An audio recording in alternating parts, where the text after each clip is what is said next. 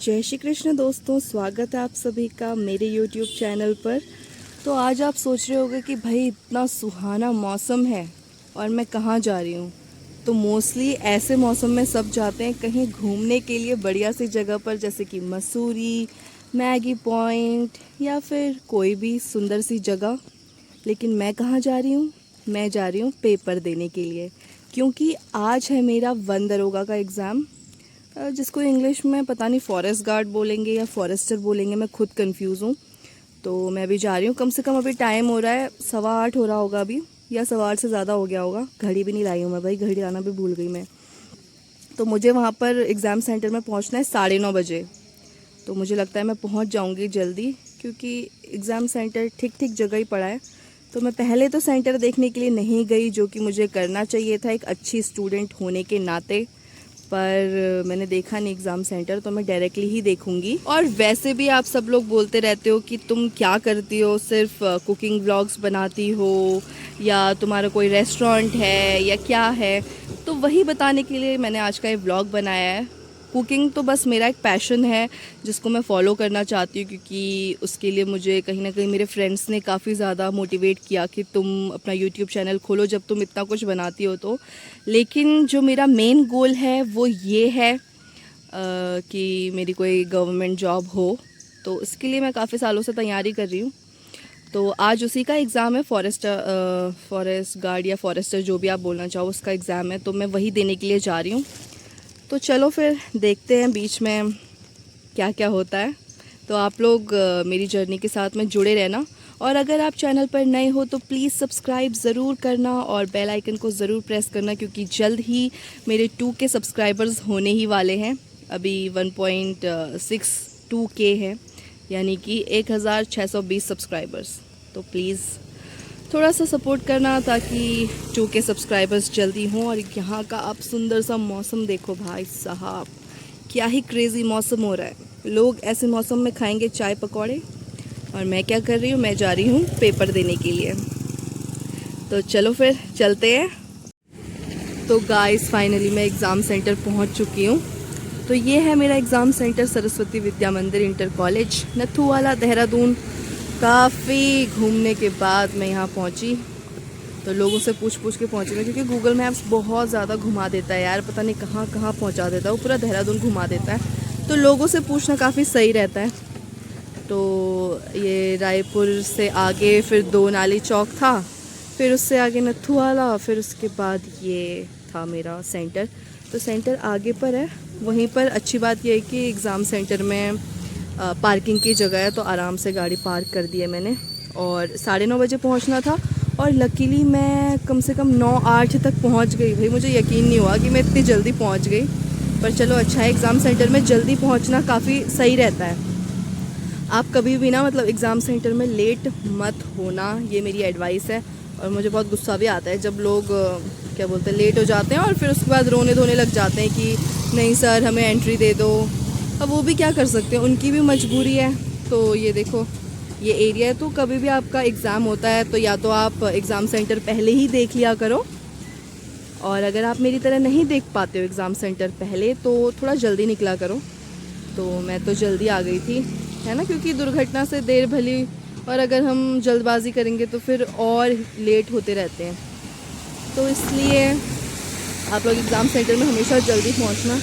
तो अभी आप देख सकते हो बच्चे आ ही रहे हैं, और आधे बच्चे तो 8 बजे भी पहुंच चुके हैं, तो देख सकते हो आप। तो अभी यहाँ पर आते ही मेरी एक न्यू फ्रेंड बनी, और वो अपने साथ में पासपोर्ट साइज़ फ़ोटो नहीं लेकर आई हुई थी। तो उन्होंने बोला कि आप मेरे साथ चलोगे पासपोर्ट साइज़ फ़ोटो का देखने की, कहाँ पे होगी। तो हम वही देखने के लिए आए थे, पर वो दोस्त मेरी गायब हो चुकी है। मेरी नई दोस्त गायब हो गई, अभी अभी तो बनी थी 2 सेकंड पहले। तो मैं यहाँ पे व्लॉग बना रही थी, तब तक वो गायब ही हो गई यार। तो पता नहीं कहाँ चली गई। तो मेरे को यही बोलना है कि आप पहले ही ना जो एडमिट कार्ड में जितनी भी इन्फॉर्मेशन होती है वो सारी की सारी आप पढ़ लिया करो पहले ही। जैसे उसमें बोला हुआ है कि आपको आधार कार्ड लाना है, या फिर कोई भी पहचान पत्र चल जाएगा, जैसे पैन कार्ड हो गया, वोटर आईडी, लाइसेंस, है ना। तो ये सब आप लेकर आओ, और साथ में पासपोर्ट साइज़ फ़ोटो, और एडमिट कार्ड हो गया, और ब्लैक बॉल पॉइंट पेन बोली थी वो लेकर आनी है। तो वो सब एडमिट कार्ड में पहले से ही लिखा होता है, तो ताकि आपको ऑल ऑफ द सडन ऐसे चक्कर ना लगाना पड़े, इसलिए आप पहले ही मतलब तैयारी करके रख लिया करो, जैसे मैंने रख ली थी। पर मुझे ये समझ में नहीं आ रहा है कि मेरी वो नई फ्रेंड गई कहाँ यार। एक तो वो बोल रही थी कि नई नई जगह है तो आप मेरे साथ चलना, मैं यहाँ व्लॉग बनाने लगी, वो गायब हो गई, पता नहीं कहाँ गई, कुछ पता ही नहीं लग रहा है। तो मैंने यहाँ पहुँचते ही सबसे पहले अपनी मम्मी को फ़ोन किया, क्योंकि मम्मी को टेंशन हो जाती है पहुँची नहीं पहुँची करके। तो सबसे पहले मम्मी को फ़ोन किया, और अब काफ़ी आराम से मैं यहाँ पर खड़ी हूँ। तो आप देख सकते हो भाई, मौसम देखो एकदम बारिश वाला हो रहा है। मैं तो रेनकोट पहन कर आई थी, ये देखो रेनकोट पिंक कलर का, cause pink is my favourite colour, I am a pinky girl. तो मतलब मौसम देख सकते हो यहाँ का, मतलब काफ़ी सही हो रहा है। और बारिश हो रही है, यहाँ पर नहीं हो रही है बारिश, पर अपने घर से जब मैं आई तो बहुत ज़्यादा बारिश हो रही थी रास्ते पर। तो यार मैं अपनी फ्रेंड का ही वेट कर रही हूँ, पता नहीं कहाँ चली गई कुड़ी कुड़ी कुड़ी। और रास्ते में जो लोग जा रहे हैं वो मुझे देख रहे हैं कि ये लड़की कर क्या रही है, तो थोड़ी सी हंसी भी आ रही है मुझे अपने ऊपर, पर क्या करें, अब व्लॉग तो शूट करना ही पड़ेगा। तो गाइस फाइनली मेरा पेपर हो चुका है और मैं निकल चुकी हूँ अपने एग्ज़ाम सेंटर, जिसका नाम था नत्थू वाला। तो मतलब देहरादून में ना आपको वाला ही वाला मिलेंगे, जैसे ये हो गया नत्थू वाला, बल्ली वाला, आम वाला, हरा वाला, चुक्कू वाला, डोई वाला, एक अभी मैं देख कर आई किद्दू वाला, अनार वाला, जामुन वाला। मतलब यहाँ वाला ही वाला है। मुझे लगता है कि किसी को नाम समझ में नहीं आ रहा होगा तो उसने बस इसी के ऊपर रख दिया, वाला ही वाला के ऊपर। एक तो यहाँ पे जोगी वाला भी है, मियाँ वाला, मतलब यहाँ पे आपको ना वाला ही वाला दिख जाएंगे। तो एग्ज़ाम तो मेरा हो चुका है, पर आप ये व्यू देखो यार, ये व्यू कितना सुंदर लग रहा है। पहली बार मेरा एग्ज़ाम सेंटर ऐसी जगह पड़ा है जहाँ का व्यू इतना सुंदर है। और मतलब ना सेंटर भी काफ़ी सही था, जैसे पिछली बार जो मेरा सेंटर पड़ा था वो तो बहुत ही बेकार था, ऐसा लग रहा था कब्रिस्तान में बनाया होगा स्कूल। लेकिन ये वाला एग्ज़ाम सेंटर काफ़ी अच्छा था। उन्होंने मुझे चाबी भी ले जाने दी, मैं फालतू ही लाइन में खड़ी रही टोकन के लिए, पर चाबी तो उन्होंने ले जाने दी अंदर। और मतलब ना सही अरेंजमेंट था एकदम, फ़ोन वगैरह के लिए या आपको बैग वगैरह रखना हो तो। पिछली बार जहाँ सेंटर पड़ा था वहाँ ऐसा कुछ मैनेजमेंट सिस्टम था ही नहीं। तो ये वाला सेंटर काफ़ी अच्छा था, और व्यू तो आप देख ही सकते हो भाई, इट्स जस्ट अमेजिंग। तो दोस्तों यहाँ पर मैं पहुँच चुकी हूँ महाराणा प्रताप स्पोर्ट्स कॉलेज देहरादून। ये यहाँ का काफ़ी फेमस स्पोर्ट्स कॉलेज है। यहाँ क्या होता है उसका तो मुझे कोई आइडिया नहीं है, क्योंकि मैं प्लेयर नहीं हूँ, बट रास्ते में दिखा तो मैंने सोचा मैं आप लोगों को भी दिखा दूँ। और आगे देखो वहाँ पर जो ग्रीन बोर्ड है ना, उसमें डायरेक्शन दी हुई है, राजीव गांधी क्रिकेट स्टेडियम भी यहीं कहीं पर आसपास है, जो कि हमारे देहरादून का आई गेस इकलौता इंटरनेशनल क्रिकेट स्टेडियम है। पर वहाँ पे ना भी ऐसे इंडिया के मैच तो नहीं हुए, अफ़गानिस्तान का हुआ था, इतना मुझे याद आ रहा है। तो अगर मुझे रास्ते में दिखेगा तो मैं आप लोगों को दिखाऊंगी। पेपर कैसा आया था, कैसा गया, उसकी बात मैं आपसे थोड़ी देर के बाद करूँगी, क्योंकि यहाँ पर ना थोड़ा रश हो रहा है, उसके बारे में बात करने के लिए। वैसे क्या आप लोगों को पता है, ये जो वन दरोगा का जो एग्ज़ाम हुआ ना, तो पिछली बार जब ये पेपर हुआ था तो इसका पेपर लीक हो गया था, तो बहुत ज़्यादा बवाल मचा था, बहुत कंट्रोवर्सी हुई थी। और मैं यही आशा करूँगी कि इस बार ऐसा कुछ सीन ना हो पेपर लीक वगैरह का, और पेपर सही से ईमानदारी से हो जाए। और चलो उत्तराखंड वाले एटलीस्ट पेपर तो करवा देते हैं, पर रिज़ल्ट नहीं आता है टाइम पे दोस्तों, रिज़ल्ट नहीं आता है। तो ये आप देख सकते हो मेरी कल्लो है, इसको देखो इसने कितने किलोमीटर पूरे कर लिए हैं, 17,232। ये तो बढ़ते ही रहता है, इसको कौन काउंट करेगा। और आप यहाँ पे मेरा फेस भी देख सकते हो, आप सब बोलते हो कि अपना फेस दिखाओ, तो ये है मेरा फेस, देख सकते हो आप, मोटा मोटा फेस। तो आप में से बहुत लोग बोलते हो कि फेस रिवील कब होगा, तो देखो वैसे ना फेस रिवील का ऐसा कुछ स्पेसिफिक रीज़न नहीं है, बस मैंने प्राइवेसी की वजह से अपना फेस हाइड किया हुआ है। तो अगर इन केस फ्यूचर में मान लो कि मेरे अच्छे सब्सक्राइबर्स हो जाते हैं और चैनल मोनेटाइज हो जाता है, तो फिर उसके बाद जब मेरे 100K सब्सक्राइबर्स हो जाएंगे, जो कि अभी तो मुझे असंभव लग रहा है, पर सपने देखने में क्या जाता है, तो जैसे ही मेरे 100K सब्सक्राइबर्स हो जाएंगे मैं अपना फेस रिवील कर दूंगी। वैसे ना दोस्तों, ये शक्ल इतनी कुछ खास है नहीं जिसका आप फेस रिवील होने के लिए इतना बेसब्री से वेट कर रहे हो। मतलब मुझे बहुत सारे डीएम्स आते हैं कि आप अपना फेस रिवील कब करोगे, या इस टाइप के डीएम भी मुझे आते हैं कि जहाँ पर लोग बोलते हैं कि आप अपना फेस रिवील करके वीडियो बनाओ तो व्यूज़ ज़्यादा आएंगे। बट मुझे अभी फेस रिवील नहीं करना है प्राइवेसी इश्यूज़ की वजह से, और मज़ा आता है ऐसे ही वीडियोस वगैरह बिना फेस के बनाने में, क्योंकि फेस के साथ बनाएंगे तो बहुत तामझाम रहता है।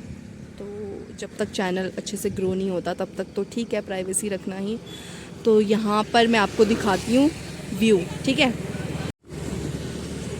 तो यार ये प्यारा सा व्यू देखो आप लोग, मतलब पहाड़ ही पहाड़ दिख रहे हैं, और शायद मेरा फ़ोन भगवान की बनाई हुई इस खूबसूरती को कैप्चर नहीं कर पाएगा, बट ये बहुत सुंदर लग रहा है। और पता है सबसे अच्छी बात ये है कि आज एकदम सुहाना मौसम हो रखा है। अच्छा हुआ बारिश हो रही है, मतलब बारिश अभी रुक गई है, सुबह के टाइम पे हो रही थी। अगर धूप में पेपर देने में जाती ना, मेरी हालत ख़राब हो जाती। तो ये काफ़ी अच्छा हो रहा है कि जब से मैं पेपर देने के लिए जा रही हूँ तो मतलब बारिश वाला ही मौसम हो रहा है। तो पिछली बार भी जब मेरा एग्ज़ाम था तब भी बारिश वाला मौसम था, और आज भी इतना प्यारा सा मौसम है। और ये देखिए दोस्तों, जिस आयोग ने मेरा पेपर करवाया मैं वहीं पहुंच चुकी हूँ, UK-SSC। तो फिर मैं ये सोच रही थी कि जो इन्विजिलेटर थे उन्होंने मेरा OMR शीट लिया ही क्यों, मैं डायरेक्ट अपने पास रख कर इनको ही जमा कर देती। आई नो थोड़ा सा बुरा जोक है, कुछ ज़्यादा ही बुरा जोक है, बट मैंने उम्मीद नहीं की थी कि यहाँ पर मुझे UK-SSC का ऑफिस मिल जाएगा। तो ये है वो जिसने हमारा पेपर करवाया। और आयोग वालों सुन लो, इस बार पेपर लीक नहीं होना चाहिए, और कट ऑफ इस बार पेपर की ऐसी सेट करना कि मेरा सिलेक्शन हो ही जाए, क्योंकि अब मैं बेरोज़गार रह रह कर थक चुकी हूँ। तो दोस्तों यहाँ का व्यू देखो आप, ये कितना सुंदर व्यू है। तो मतलब आप लोगों में से ना बहुत लोग मुझे ऑलरेडी कॉन्ग्रेचुलेट कर चुके हो, बहुत सारी बधाइयाँ मुझे मिल चुकी है। और बधाइयाँ किस बात के लिए मिली है पता है आपको? वो मुझे मिली है मेरा चैनल मोनेटाइज होने के लिए। गज़ब की बात तो ये है कि मेरा चैनल अभी तक मोनेटाइज हुआ ही नहीं है, क्योंकि बहुत सारे लोगों को लगता है कि चैनल मोनेटाइज हो जाता है जब आपके 1K सब्सक्राइबर्स हो जाते हैं, बट ऐसा कुछ भी नहीं है। 1K सब्सक्राइबर्स होने के साथ साथ में बहुत सारा क्राइटेरिया है। जैसे कि पहला क्राइटेरिया है, या तो आप जो लॉन्ग वीडियोस होती है उससे 4K व्यूज़ कंप्लीट कर लो 365 डेज़ के अंदर अंदर, एक साल के अंदर नहीं, 365 डेज़। दोनों में अंतर है, क्योंकि बहुत सारे लोगों को लगता है कि अगर एक साल में अगर आपके 4K व्यूज़, मतलब वॉच टाइम अगर 4K का नहीं हुआ तो फिर आपका चैनल कभी मोनेटाइज नहीं हो पाएगा, लेकिन ऐसी कोई बात नहीं है।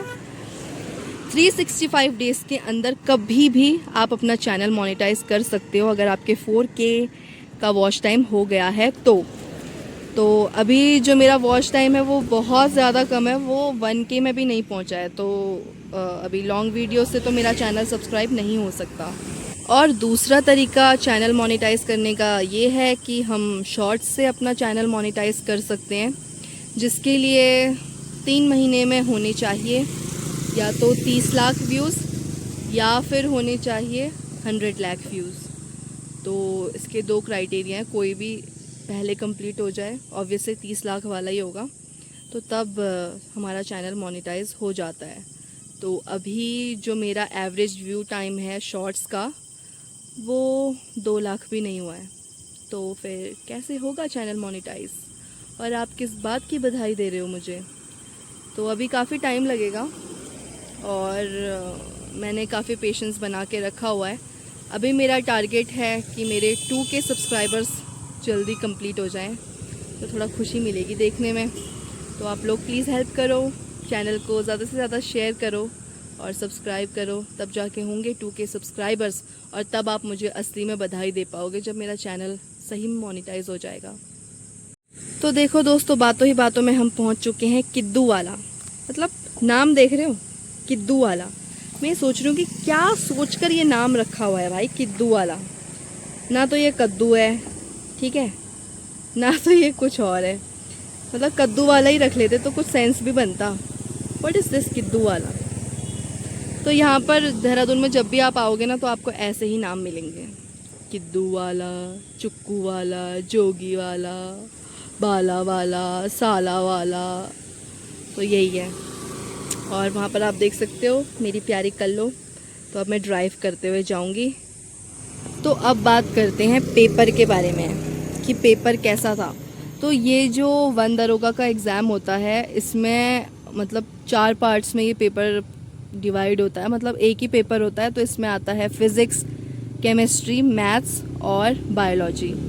तो जो बायोलॉजी वाला पार्ट था वो मुझे बहुत टफ़ लगा भाई। मतलब बायो तो इतनी इजी होती है, लेकिन उसमें क्वेश्चंस इतने ख़तरनाक आए थे ना। पक्का एग्जामिनर को पता होगा कि बायो को सब हल्के में लेते हैं, तो बायो से ही मुझे टफ़ क्वेश्चंस लगे।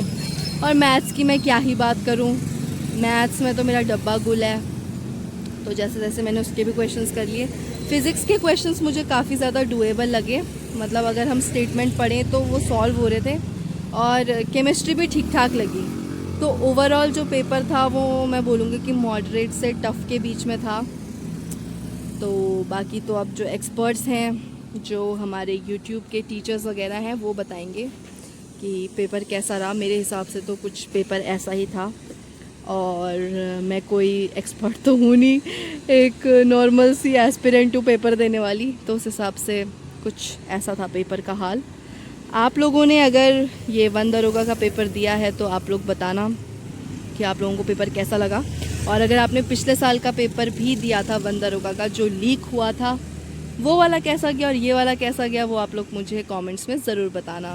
वैसे ना जब भी मैं पेपर देकर घर जाती हूँ तो मैं कुछ ना कुछ बाहर का तो खा कर ही जाती हूँ। लेकिन आज मेरा व्रत है तो मैं कुछ नहीं खाऊंगी, इसलिए अपने भाई के लिए कुछ लेकर जाऊंगी, क्योंकि घर पे उसने कुछ बनाया नहीं होगा, काम चोरा एक नंबर का। तो उसके लिए कुछ लेकर चलते हैं अंदर जाके, ठीक है। तो मैं पेस्ट्री पैटीज़ वगैरह यहीं से लेकर जाती हूँ, फ्लेवर्स बेकरी से, क्योंकि अंकल बहुत अच्छा बनाते हैं और इनका नेचर बहुत अच्छा है बात करने का। और जब भी मैं इनसे मिलती हूँ तो ये मेरे चैनल की अपडेट लेते रहते हैं कि कितने सब्सक्राइबर्स हुए और चैनल मोनेटाइज हुआ कि नहीं हुआ। तो ये अंकल भी उनमें से एक है जिन्होंने मुझे बधाई दी थी चैनल मोनेटाइज होने की। तो गाइस अंकल वही पूछ रहे थे चैनल की अपडेट क्या है, अभी तक चेक आया कि नहीं आया। मैंने बोला अंकल नहीं आया। तो अंकल ने ये एडवाइस दी कि आप अब लंबी वीडियोस बनाओ, शॉर्ट वीडियोस बहुत बना ली। तो वैसे मेरा मन कर रहा था जब अंकल ये सब बोल रहे थे मैं उनको रिकॉर्ड करूं, लेकिन ना मुझे बहुत ज़्यादा शर्म आ रही थी। पता नहीं क्यों मुझे ना फ़ेस टू फेस बात करते हुए व्लॉग करने में ना बहुत शर्म आती है। तो अभी मुझे टाइम लगेगा थोड़ा ऐसे लोगों से इंटरेक्ट करने में। पर अंकल ने बोला कि अभी तक एक चेक तो आ जाना चाहिए था। तो चलो देखते हैं भाई अब चेक कब तक आता है। तो गाइस मैं ऑलमोस्ट घर पहुंच चुकी हूँ और देखो यहाँ पर मुझे कौन मिले, ये प्यारी प्यारी सी गायें। इनका भी पार्टी टाइम चल रहा है मस्त एकदम। तो यार यहाँ पे ना लोग मतलब गायों को ना ऐसे ही छोड़ देते हैं बेचारे। और मैं आपको दिखाऊँ एक यहाँ पे ना इतनी सुंदर सी बच्ची है। अब बच्ची है कि बछड़ा है वो मुझे नहीं पता। और उसको पता है अभी ज़्यादा दिन नहीं हुए हैं, उसको बस 5-6 दिन हुए। वो इतना क्यूट है ना कि मैं आपको क्या ही बताऊँ। वो देखो आगे पे, अभी मतलब मैं ना ज़्यादा पास से नहीं दिखा सकती क्योंकि उसकी मम्मी ना मारने के लिए आती है। वो देखो कितना क्यूट है वो। तो इसकी मम्मी बिल्कुल रास्ते में खड़ी हो गई है और ये उसका प्यारा सा बछड़ा या बछड़ी जो भी है, इट्स जस्ट सो, बहुत ही ज़्यादा क्यूट है। उसकी मम्मी देखो मारने के लिए आ रही है, उसको लग रहा है कि कहीं मेरा बच्चा ना ले जा ले। वो अपनी मम्मी का दूध पीने के लिए जा रहा है पर मम्मी ने इसको लात मार दे रही है। पता नहीं क्यों मारी, अरे क्यों मारी है तो उस बछड़े को लात। तुम मुझे क्यों देख रही हो ऐसे, जानती हो मुझे? ये देखो वो देखो ये देखो, हाय कितना प्यारा सा है ये। हाय हाय, हेलो क्यूटू, हाय हाय तो बोलो। तो गाइस बस अब मैं घर पहुंच ही गई हूँ, तो व्लॉग की एंडिंग यहीं पर करते हैं। पेपर वगैरह सब हो चुका है, अब देखते हैं कट ऑफ वगैरह का क्या सीन बनता है। घर जाके ही पता लगेगा पेपर दोबारा से लीक हुआ है या नहीं। अगर आपने यहाँ तक मेरी बकवास सुनी है, इतना आपने मुझे टॉलरेट किया है कि आपने पूरी वीडियो को देखा है, तो आप प्लीज़ मेरी वीडियो को लाइक करना, कमेंट ज़रूर करना, और अगर आप नए हो तो सब्सक्राइब ज़रूर करना। ठीक है, तो तब तक के लिए bye, thank you for watching.